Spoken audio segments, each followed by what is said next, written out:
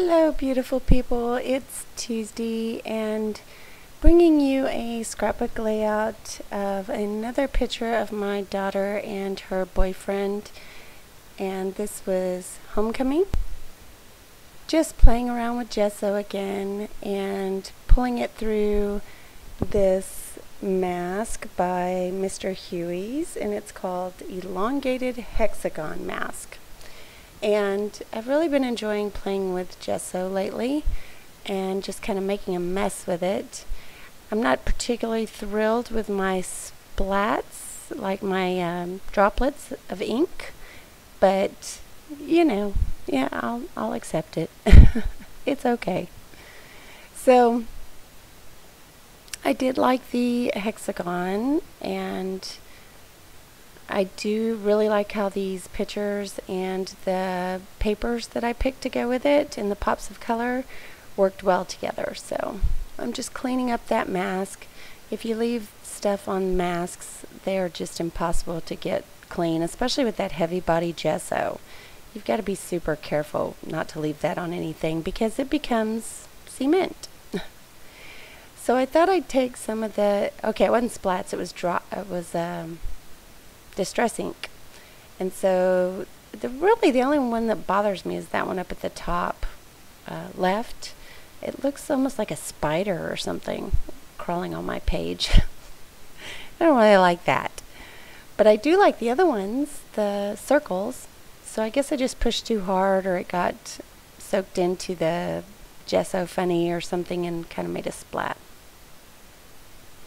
Other than that, I love the page. Just got to get that out there. So I've just got scraps on my desk that I was using for Christmas, and as you probably already know by now, it doesn't matter what the paper line is designated for. If it's a summer line, I could use it for Christmas, and if it's a Christmas line, I could use it for homecoming. So that's what I did. I just pulled some scraps, and I'm showing you some of the products that I want to use, and of course I don't use all of them. And this is, oh yeah, this is like little bits and pieces that I'll try to incorporate as well. So this one went pretty fast. I've been scrapbooking so much that it just doesn't, it just flows together pretty quickly. And I was watching Miss Megan and Megan Russo, and she was talking about one of her New Year's resolution to slow down with her scrapping. And I think that's a great idea. I think I need to do a little more planning instead of just doing it the way that I've been doing it. I feel like I've kind of been in a auto mode, so to speak. And instead of being in auto mode, I think I want to try to be more diligent in my forethought. And that's going to go back to my one little word of intention for the year. My intention is to make better pages and to put more thought into them, and how I can improve my art by slowing down a little bit and actually thinking.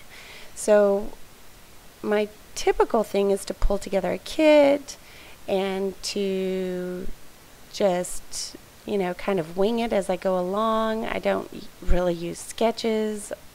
I have started to use some of the CSI sketch that comes in there. They have like 3 prompts a month, and one of them is based on a sketch.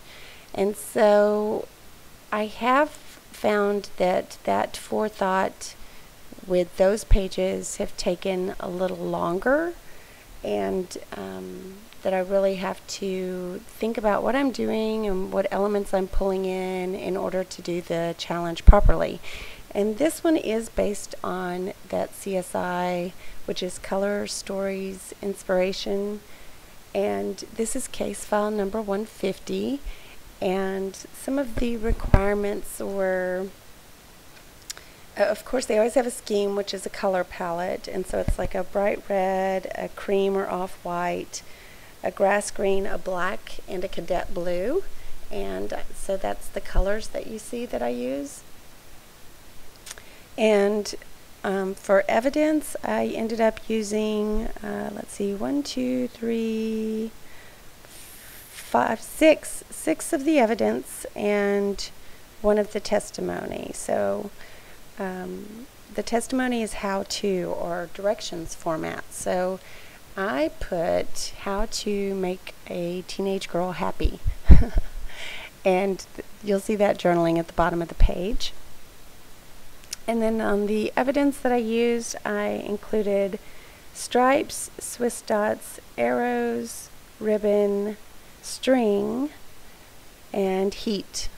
I don't know that I actually used ribbon. I think I just used string, actually. But those two went together, so yeah. And it really is fun to kind of slow down and think and gather your,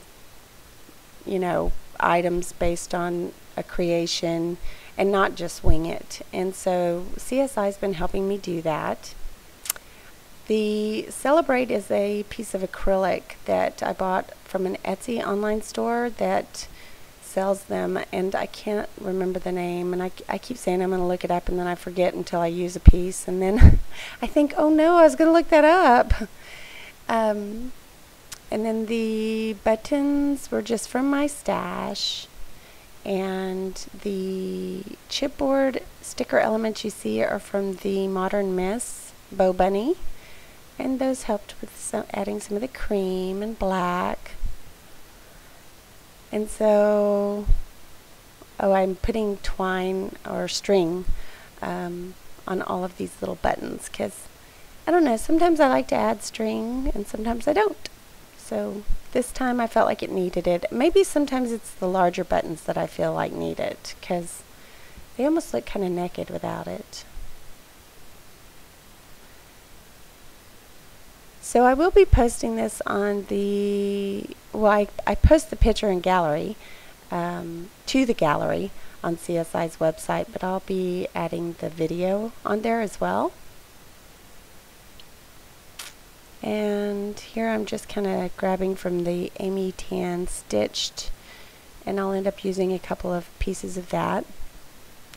And here you see the case file information. I just printed off on my home printer, and I'm looking through to see what elements that I need and what I'm following and try to stay on task. And I'm just adding those elements now.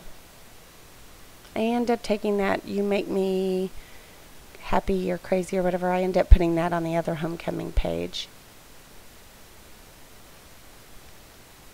And these flowers are so old. I can't even remember who makes them. They've got to be Petaloo or Making Memories, and at least a decade old. I've been trying to use those kinds of elements again because I had bought so many. Might as well use them, right? What's old is new again. So I'm just kind of, oh, see, there's the Finley collection. I was trying to think on my other layout, I just narrated what that bright flower came from, and it came from Finley. So if you watch video 217, that's where the flower came from. And I do skip around. I'm not in order on my videos. I apologize. It depends on when I get to narrate, when I get to upload, when it's ready, I don't scrapbook in chronological order, so it doesn't surprise me that I don't edit videos in chronological order. But, it makes me different. I don't like to stress about those things. I stress out about enough. And I think I'm just adding their names here, Freedom and London. Isn't that so stinking cute? They have the cutest names. I think that's one thing London loves about Freedom is his name, and he's artsy, and she's artsy, and that was one of the things I loved about Ashley. He had a very cool name. I thought it was awesome.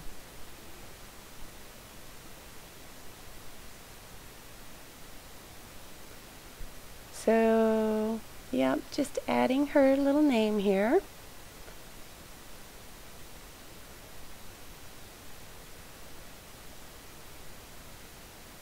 And if this boy was just a little bit older, I knew a boy named Freedom when I was young, and his parents were kind of hippies, and um,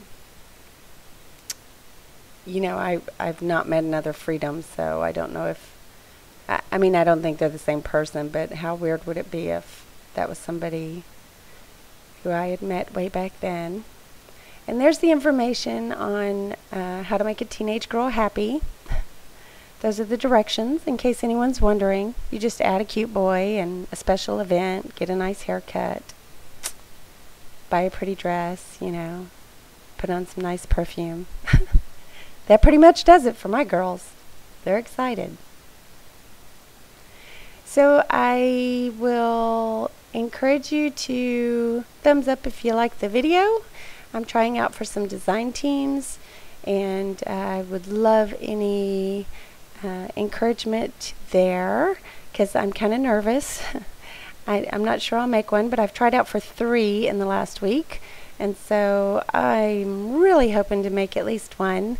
And if not, I won't let it get me down. I'll just try again on the next one. So I just want to be more involved with the community and make sure that all of the awesome stuff from CHA that will be rolling in will be shared, and I want to see how y'all create and and I want to share with y'all how I create. So that will do it. That wraps up the layout, and I would love to hear what you have to say about CHA on my Facebook group at the Pretty Paper page.